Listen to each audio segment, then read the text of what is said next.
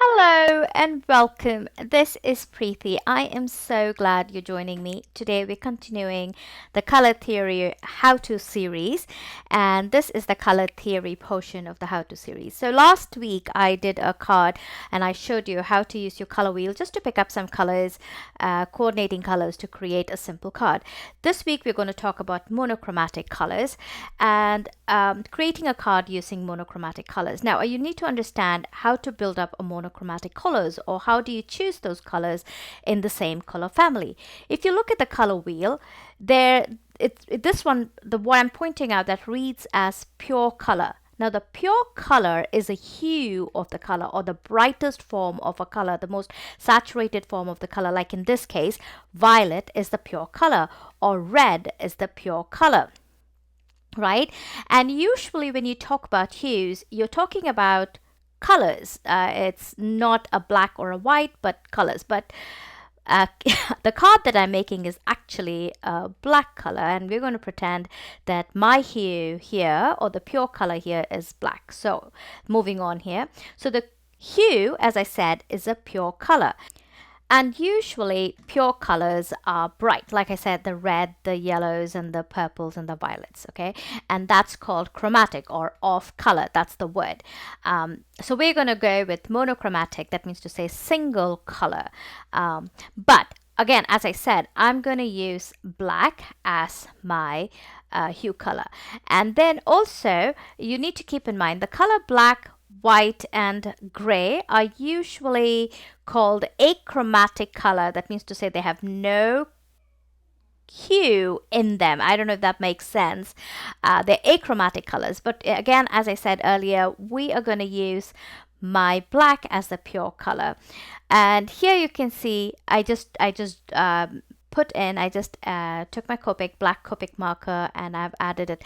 Keep in mind, in the artistic world, black is considered a color which is built by like adding a lot of pigments to it. There is no natural black in the artistic world. Artists will not call black as a color, but actually a pigment of colors. So again, my black is a hue here, which is the pure color, which I'm using as a pure color. It's not necessarily what an artistic world would say it, but this is what I'm doing for my card here. Next is the tone. A tone is what you add to your pure color creates a tone. Usually you add either black or white color to create tones. For example, here, if I take this wheel here and you see the red, which is a pure color, and if you add white to it, you get that lighter pink shade. And if you add black in it, as you go down in that shades, you can see it becomes more deeper or muted in color, and that is because you've added black. So that's how you create tones of the same color family.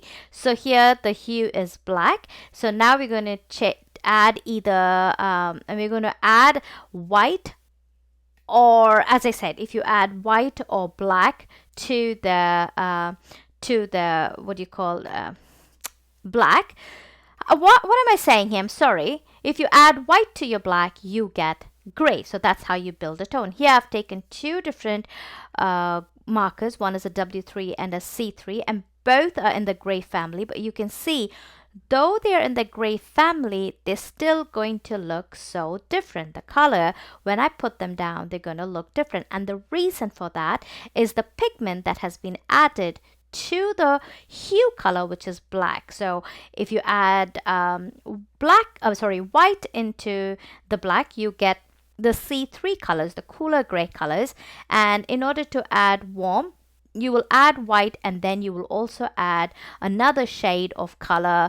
It could be I think for this it would be more in the warmer tones, like maybe a yellow or green, to create that warm gray color. So when you add colors to the pure color is what gives you the tones. You can see here, though we call them gray, but they are two different tones of gray.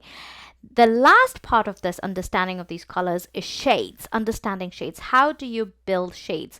That is the quantity of saturation in your colors. So let's say I'm going to take the C markers here, and I've picked 4 C markers starting from C5, and I'm also going to take C3 and C1 and C0. Again, we'll go back to understanding that it is the same tone. The tone is gray, the cool gray, right?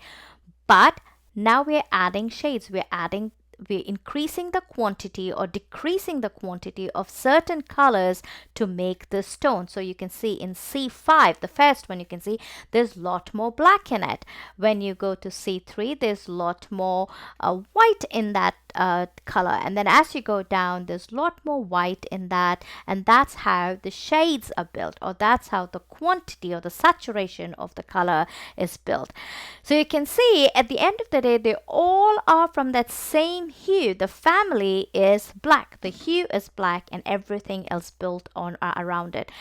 You can do this with every color in the world that's out there. You can choose your hue and create this tones and shades and create a monochromatic card. So now let's put this black into a card. So here I've started off with a watercolor cardstock, and I'm taking this color-based ink here to create my background. Now keep in mind, a color-based ink, you will see that it is built with lots of pigments of different colors to create the black. I remember in the beginning I said usually black is never a pure color. Black is a color which is a combination of many colors in different pigments, which makes black.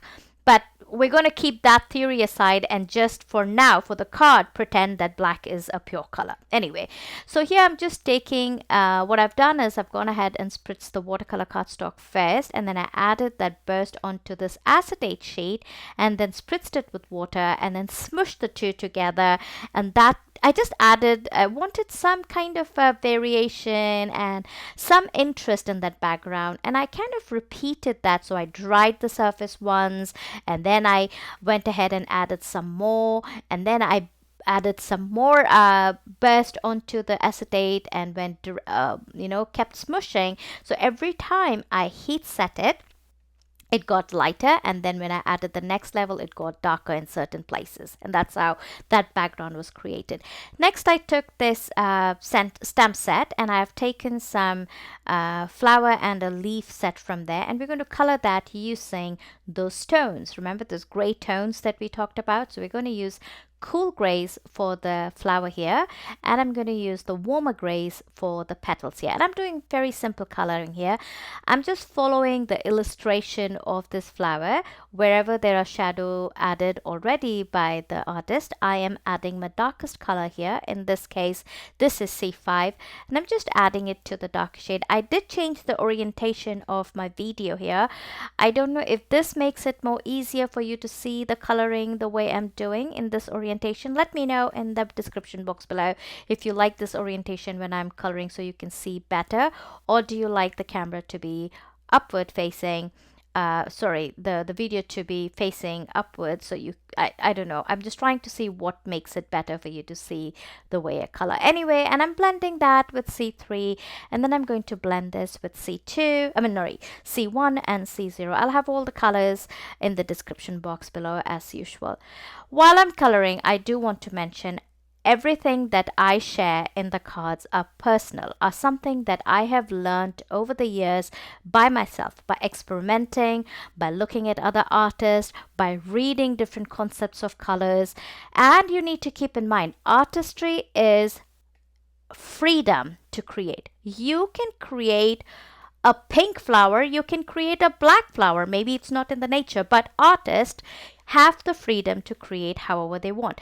So I just want you to know, if you are someone who has gone into art school and learned color theory and stuff like that, and if I am saying something wrong, please, I would be more than happy to learn. But keep in mind, these are some things that I have learned by doing on my making cards over the years, and I love to share things that I have learned along the way and what helps me to create cards, and that's my passion and that's my love.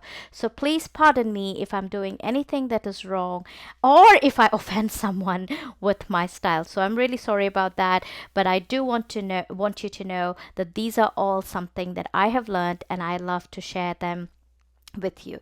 And here you can see I just added the warmer colors to the leaf, and I'm just going to fussy cut this. I also went ahead and added a few more flowers and leaves to my collection off camera earlier.